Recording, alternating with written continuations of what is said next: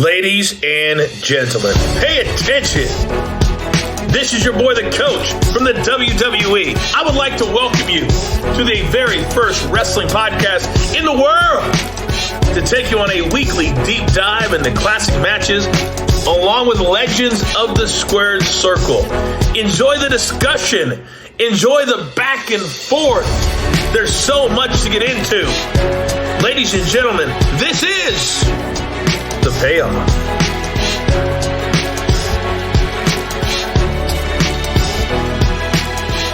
Welcome to an all-new episode of The Payoff. Merry Christmas. I'm Tom. That's Jeff. Last episode of 2022, my friend. Yeah, happy holidays. Here we go. Post-holidays, and we're right in the middle of it all and celebrating a little time off, time with family, all that stuff. And what better to end the year, with our Ric Flair family and Sting, little WCW action here, NWA. It's exciting stuff. Absolutely. Yeah, it makes sense to finish the year with Starrcade, and then we're entering the thick of Royal Rumble season here after the holidays. Yeah, just excited. Before we know it, we're going to, this time next week, we're practically, we're going to be able to start saying we're on the road to Mania here soon, which is a little crazy. But hey, you know what? I'm all right with that. It's always exciting time in wrestling. Should be a good show, all kinds of good stuff. But before we get there, we got this. So, yeah. And why'd you want to cover this one? Yeah, I think we had talked about this one a lot. This is one of those where I feel like kind of the second half of 2022 for you and me has been we've had like matches that we were talking about, roundabout, and then this was one that kind of was important, kind of almost like a cap off to, or like a starting point to a different point in the story or something like that. And so just was a good one to kind of end the year. Of course, we're going to be seeing Sting as well soon too. I know the Great Muta plays into this a little bit. They got the retirement match that Sting's going to be a part of. Who knows when we're going to have our next Ric Flair retirement match? It's only a matter of time here. And so I'm sure we'll be seeing that match pretty soon here in the coming weeks as well. So just all good stuff. Who doesn't love a good retirement? I hope he, nice retirement for Ric Flair, kind of sunset him a little bit. It could take a couple years, but we'll be all right. So yeah. 30 plus years ago, and these guys both worked matches this year. Unbelievable. Which is insanity. Yep. All right.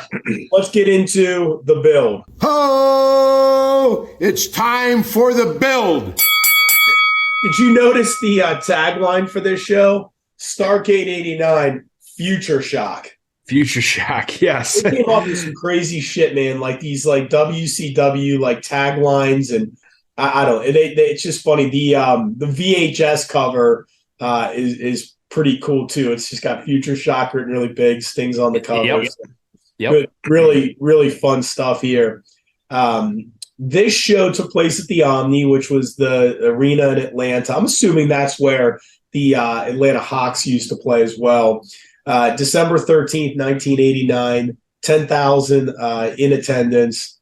And it was kind of this weird time where and I remember watching some of these shows or renting the tapes, and it was like WCW, but it was the NWA, and it was always kind of tough to decipher the difference. I just think from a branding standpoint, they always did such a horrible job of that, and it was just either would have been fine, but it was always kind of confusing. And then you had NWA titles and WCW titles, and was never a fan.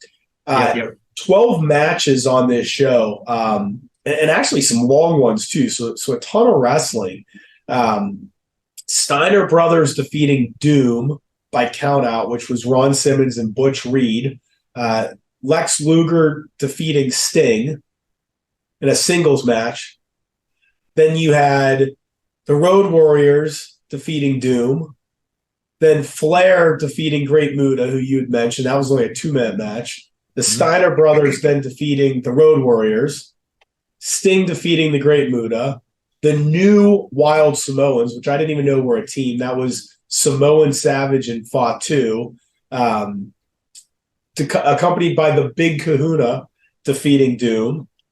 Flair and Luger ended a 17-minute and 15-second time limit draw. I'm assuming it was supposed to be 20 minutes, but they may have gimmicked that a little bit because they were running on time. The new Wild Samoans defeating the Steiner Brothers. Lex Luger defeating Great Muta by DQ. the Road Warriors defeating the new Wild Samoans, and then finally we get to Sting and Flair. So we've got this like point system, and you're going to explain all of it, I'm sure. But we had the Iron Man tournament, we had the Iron Team tournament. Again, A for effort, I think, but sometimes this shit's just really hard to understand.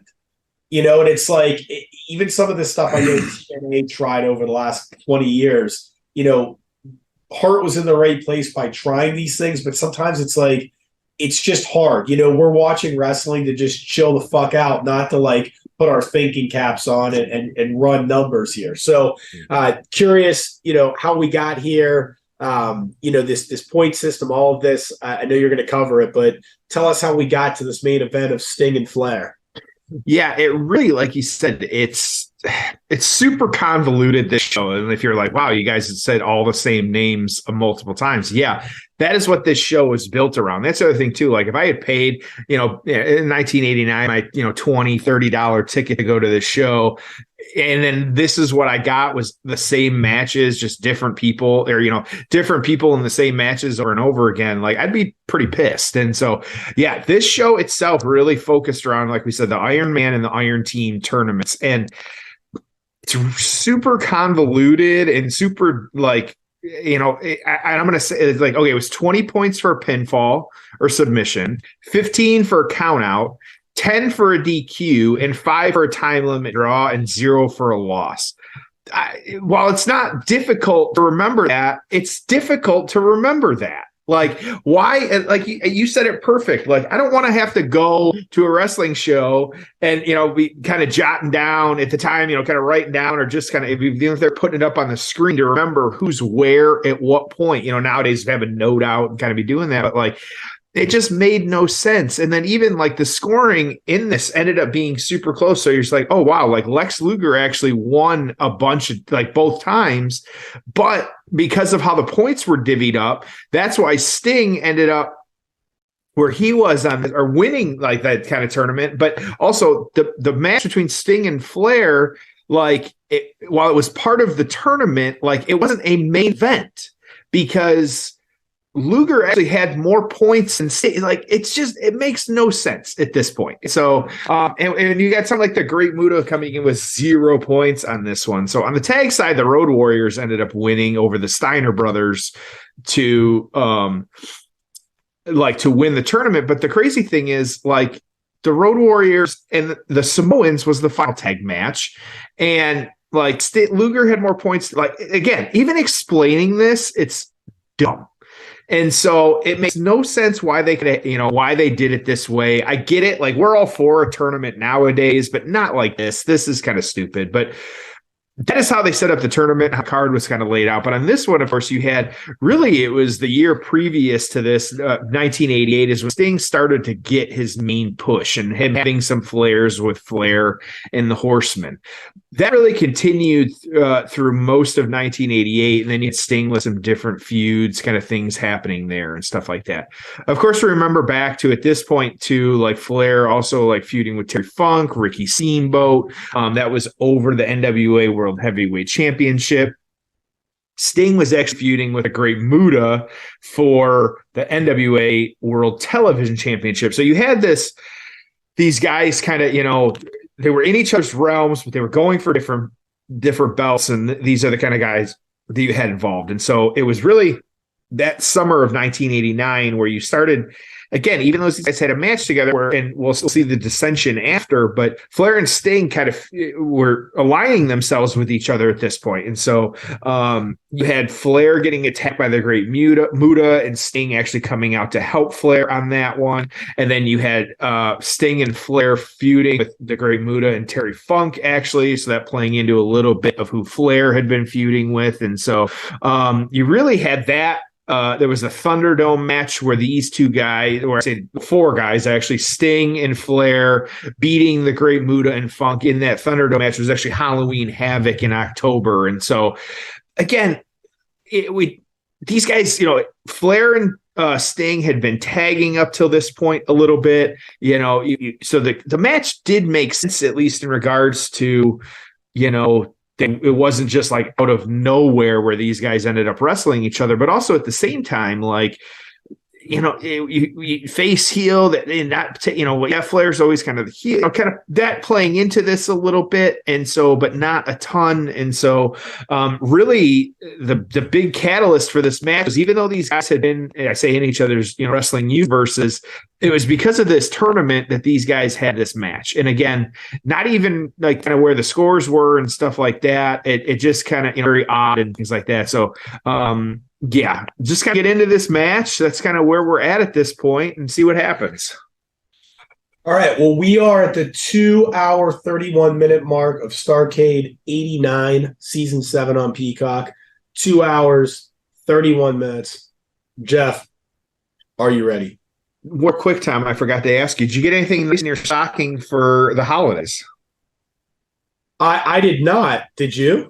I did, actually. I said one of my lovely wife actually replaced one of my Manscaped tools for me and got me a new one. And so the new weed whacker, new nose trimmer, all that stuff.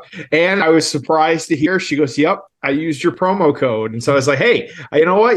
Tell me this. That's what I'm all about. Thank you very much." It was exciting. It was one of those, I had no clue what it was when I was opening it up. And so I was like, "Hey, this is perfect." And so, because I've had mine for a couple of years now, actually. And so I think I had just been complaining off the cuff. I was like, I need to get a new one. Like, but this is what I want. And sure enough, there it was. And so want to remind everybody, even though the holidays are over, maybe you got a little extra cash in your pocket, you're looking to spend some of that money, do not forget our promo code. It's just payoff at manscaped.com. It's giving you 20% off and free shipping, everything at manscaped.com.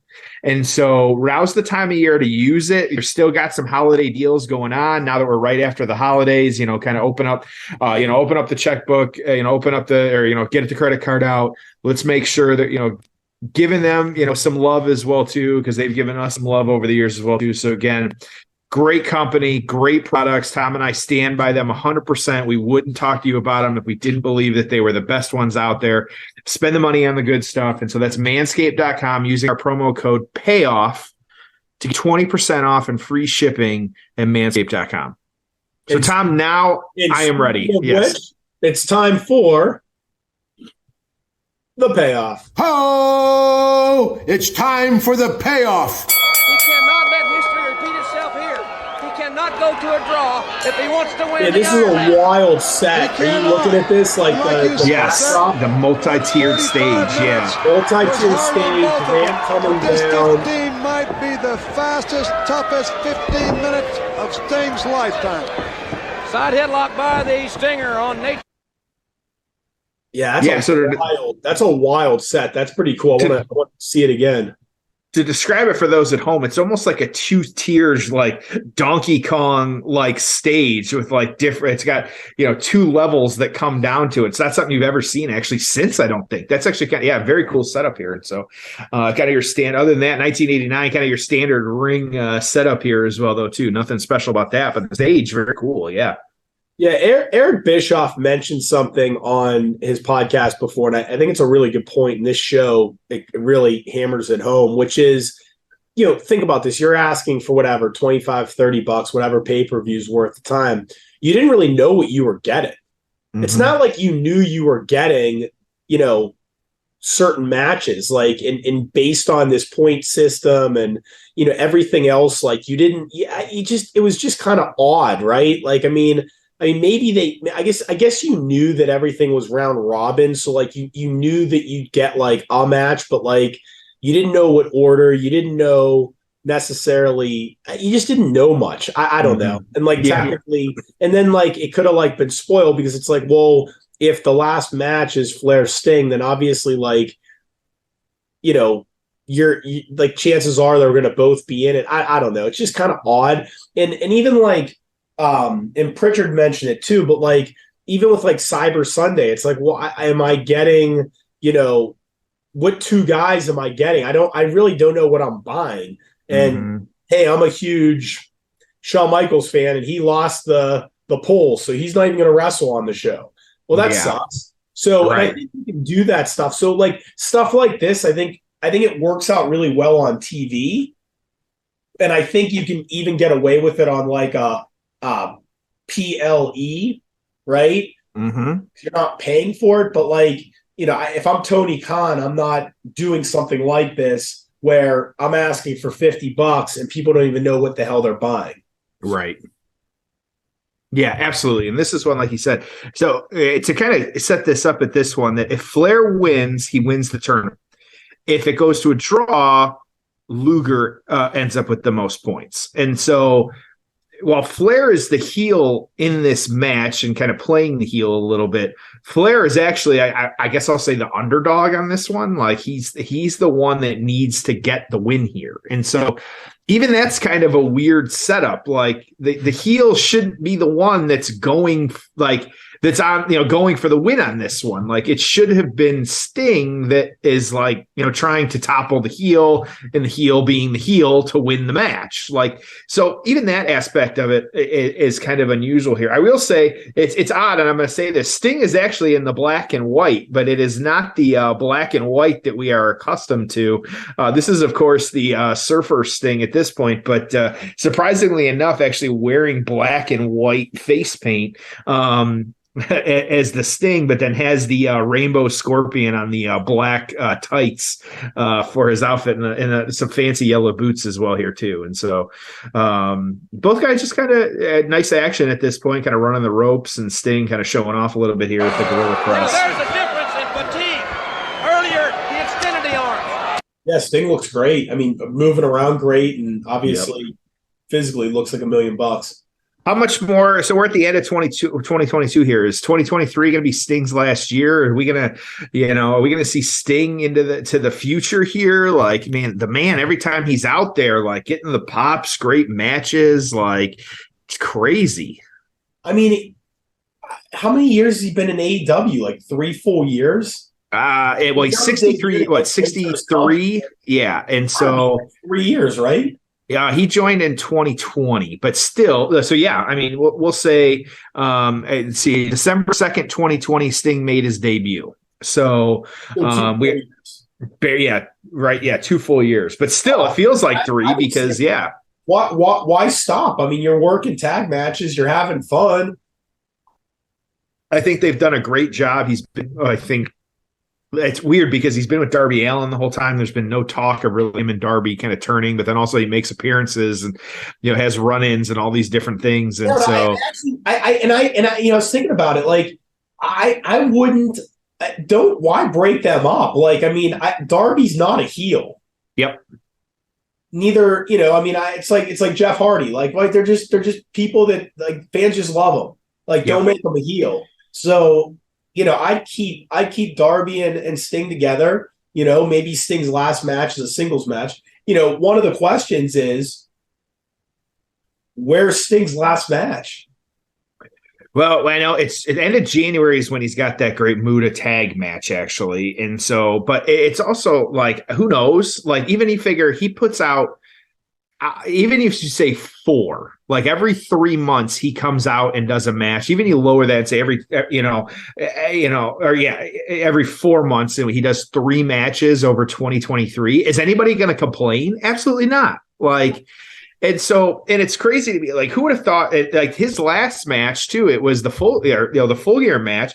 Yet him and Darby, of course, we're saying this in 2022. Who would have thought that Sting and Darby Allin would be teaming up to beat Jeff Jarrett and Jay Lethal? Like, and Ric Flair is, of course, almost the day after his retirement match in 2022 has been saying for the next month, every month after that, I'm ready for another match. I want another match. Like, it's only a matter of time before he makes an appearance again somewhere. Who knows? And I wonder, and it's the same with like Sting. I think this about Daniel Bryan. Where's their last match at? Like, I mean, I gotta think. I mean, look, I get it. Like, loyalty to AEW, that's who they work for now. But it's like, I mean, if Triple H calls and says, "Look, Steve, we need you to go out at WrestleMania. There's going to be 100,000 people in Philly, in LA, in Vegas, wherever it is, right? Yep. let's have you retire with a proper send off. Yep. That's got to be tough to turn down.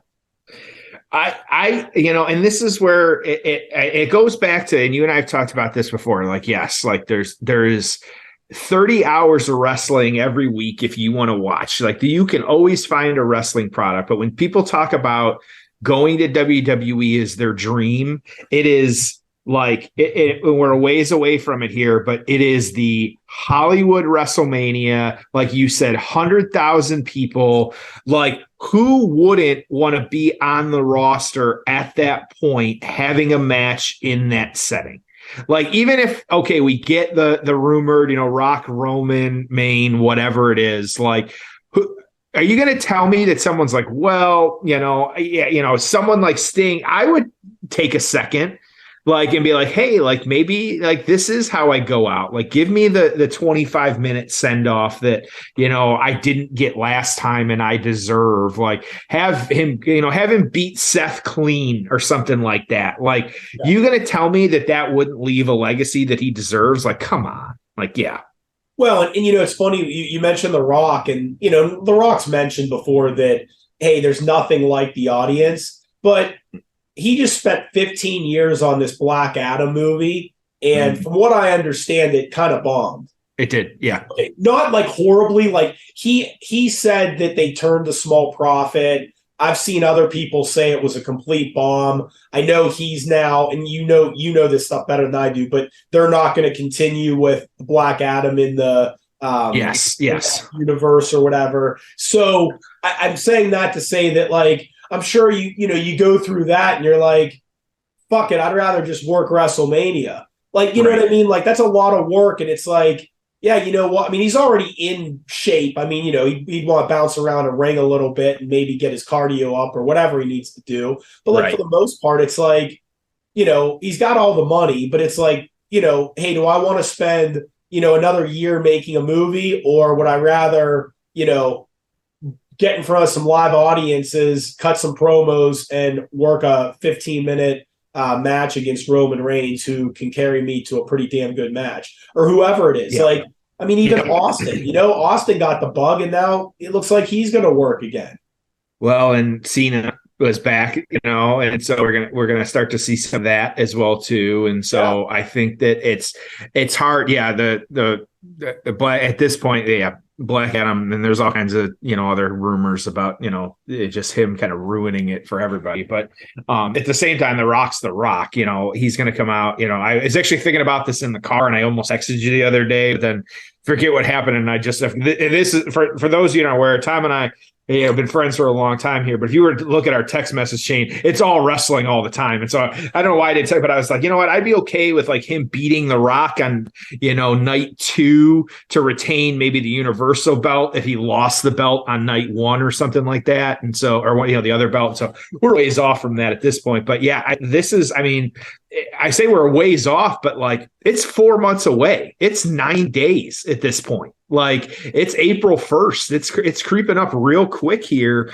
And they've, been billing it as, WrestleMania Go Hollywood, like great tagline. And so like we were talking about on some of these other ones. And so I think that the stage is set for them to really have, because, and I was curious, I was actually looking at last year's, and I remember this now, last year's tagline for Mania was the most stupendous 2-night event in WrestleMania history. And I remember the stupendous being a thing, and that's what people latched onto, and just dumb as hell. And so previous to that, it was Back in Business. That's when they were in Tampa and had that. And so, but I mean, you've got this, it's almost the perfect setting for, why wouldn't you bring people back? Like, is that the Batista, the finally his Hall of Fame class? That's the other thing too. And so he's not officially in the Hall right now. And so we still got to do that. And so I think I don't think he'll wrestle, because I think he said he won't, but also like the big lights of Hollywood, like, yeah, it's hard to say no, I'm sure. Well, we'll find a lot out here pretty quickly. Not a lot going on in this match, I mean, they both look tired. Are they tired from wrestling multiple matches? I don't know. If they're just selling it, but yeah, they both are kind of dragging a little bit here.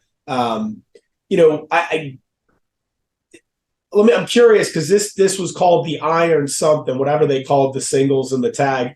What did you think of that? The Iron Survivor stuff they did on NXT. What did you think of those matches? I thought that was good. Again, we've said it. We're all for a stable. We're all for a tournament around here. I think that still sticks true. I think that it's interesting when you pair it with the kind of dirt sheet behind the scenes rumors of. Or at least Triple H not being happy with some of the call-ups and like how some of those played out. Now, whether that is, the creative or how some of those people have just looked on TV and he hasn't been happy with it.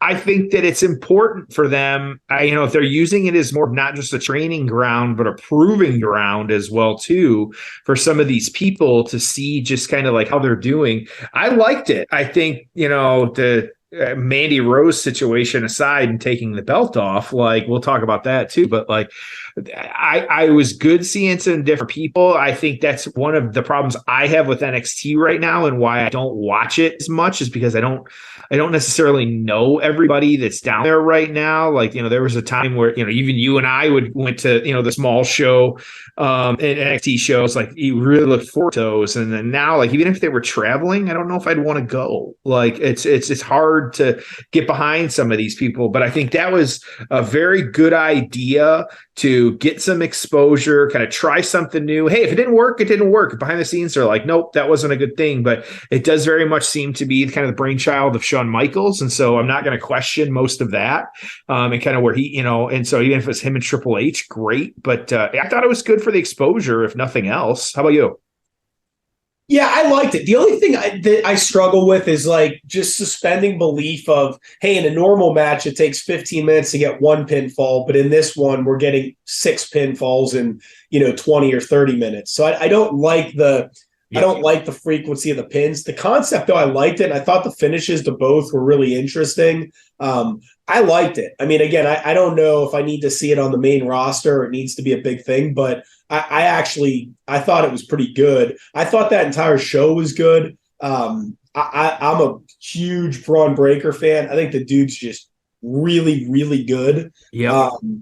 It'll be interesting to see when you call him up, how you call him up, but yeah, that's stuff for me. Variety of things here. Trying to reverse Flair. Can he hold him down? He's got him back over 1, 2.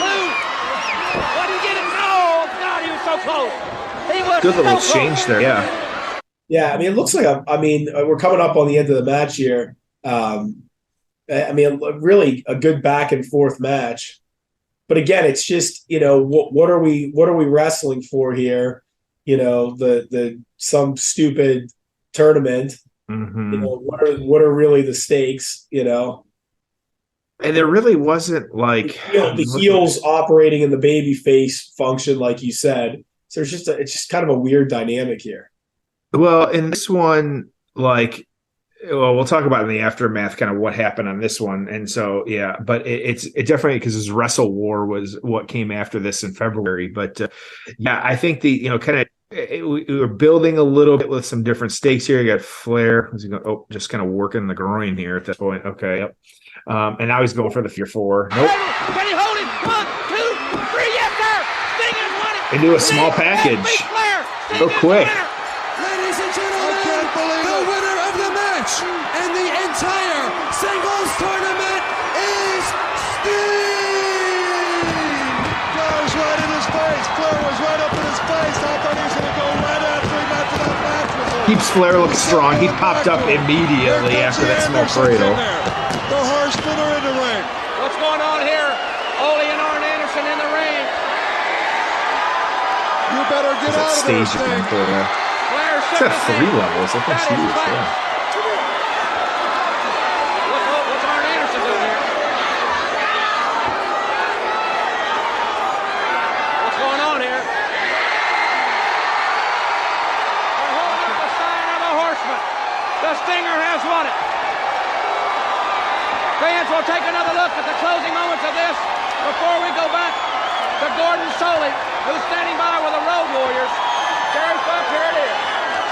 There it is.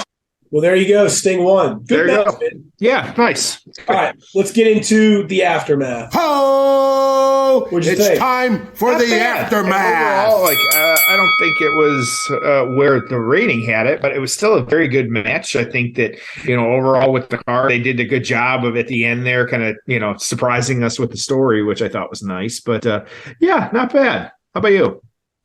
Kind of odd they're ending the show with an interview with the Road Warriors. I've had it running too, and I was like, what the hell? I went black, and then I was like, what the hell is this? God, This look is how weird. loaded up these two guys are. Oh, man. Yeah, giant. Yep, absolutely. Especially Hawk on the right. Yeah, gigantic. Yep, Oh my crazy. God. Okay, so as we saw at the end of the match here, where they kind of teased very briefly a kind of beat down of Sting, it was actually the Horsemen kind of raising the hand of Sting on this one, and then them along with the alliance that they had prior to this match, reforming the Four Horsemen with Flair, Sting, Ole, and Arn. This plays into, like we've talked about before, where we talk around a match where this one, while he won this match, this granted him a number one contender for Flair's NWA World Heavyweight Championship belt at Wrestle War, which was that about 2 months after this one, that late February. And so you had Flair not wanting to lose the belt to him, and so Sting actually got kicked out of the Four Horsemen on this one. That was a Clash of Champions 10. And so because he did accept the opportunity to have the match against their wishes, they kicked him out. And so unfortunately, as we know, that match never actually took place at Wrestle War because Sting ended up getting hurt. And Luger was actually chosen as the replacement for that match. And so long match, a 40-minute match, Flair actually beating Luger on that match. And so, but then Sting actually returning, actually defeating Flair. It was a Great American Bash that summer for the strap. So we've talked, we can go back in archives, kind of check out where we talked about some of these other matches, but I think this was one where you really had like I said, the reformation of the Horsemen with Sting and kind of how that played out. Then also just getting into, trying to cap off this story, even though there was an injury, which was unfortunate. So this one, we got the ratings on this one. The match, 1989. It's hard to find some of these specific write-ups, but I will say we did manage to find something here. So the final match, this is on the torch. The final match saw Sting pin Flair to win the Iron Man competition in the final seconds in a 20-minute match. Sting won when Flair was attempting a figure four leg lock and was small package for a 3 count. The match was excellent, with Flair pretty much playing the heel role. After the match, Arn and Ole entered the ring. It looked like there would be a 3-on-1 attack, but instead all shook hands. Grade A-. And so we're not even in the numbers and the stars at this point. It's the A- on this one. So Tom, I'll let you kick off for us. What are you feeling here? I got this at a 5.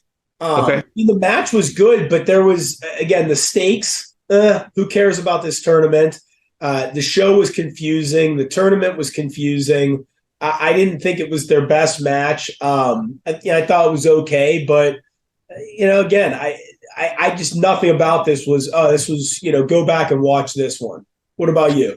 I'm with you, actually. I'm right there. I was thinking actually like a 6 until you just said the tournament, and I was so I'm gonna put it right with you at a 5. Actually, I think this is one where, while the match was fine, it was so convoluted trying to get the tournament, trying to understand it. There was nothing wrong about the match. It was technically great. And so, but I think that just overall, when we look at all the aspects of it and also where it stands in the history of these guys' matches, it's just, it's what it was. It was just, it was, I say the weird main event to this card, which whatever. So, all right. I'd like to remind everybody too, of course, don't forget, make sure, again, you have a little bit extra Christmas money to spend, holiday money to spend, whatever you had. Not only do we have that manscaped.com promo code of payoff and get you 20% off and free shipping, but also True Classic tees. Love them right here. All kinds of good stuff. Some new products actually in there as well too after the holidays and some deals. Make sure you're checking out, don't buy the $6 6-pack of stuff. Get you some stuff that's going to last, different colors, but then also they got pants, jackets, hats, everything you could ask for on True Classic Tees, or just trueclassictees.com or trueclassic.com. Just using our code there. That's payoff25. You're going to get 25% off your entire order and anything you got in your cart. So, Tom, it's the end of the new year. Any kind of final wrestling thoughts or anything you want to say before we wrap it up? I think next year is going to be a really fun wrestling year. I agree. We've got Cody and Roman Streak and maybe The Rock and maybe Austin and a full year of Triple H in charge. And what's CM Punk going to do? And AEW's always got drama and shit going on, so that'll be fun. The business side of things, does Vince McMahon come back? Does he not? Are we going to get a HBO show drama of the family fallout? What's going on there? It's the wrestling business, so who knows? We didn't think Flair and Steamboat were going to wrestle this year, and they did. So what's going to happen next year? Is Hulk Hogan getting into a tag match? I mean, who the hell knows? And Jeff, that's why I'm never going to stop watching this shit. It's so much fun. It's so exciting. As long as you don't let it consume you and ruin your life, and you can just be entertained by it, it's absolutely phenomenal. So there's just so much stuff I'm excited for. What about you?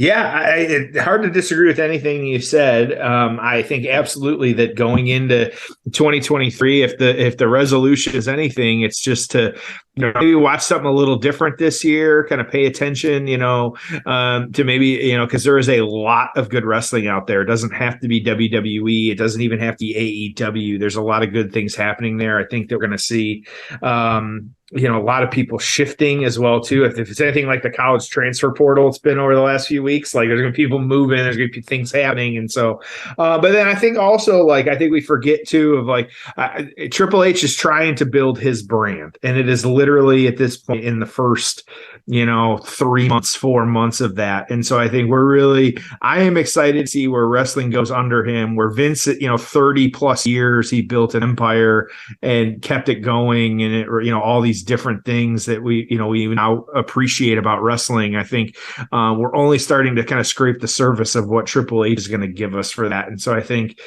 being patient, even though we don't like being patient as wrestling fans, I think that we will see some very good things that come out of 2023, or going into 23 and coming out of 23, because I think we got the right man at the helm. There's the right people kind of steering the ship, with AEW, I was thinking with WWE, with AEW. Who knows if Tony Khan's gonna wrap up 2023? But so how about one crazy prediction you have for wrestling in 2023?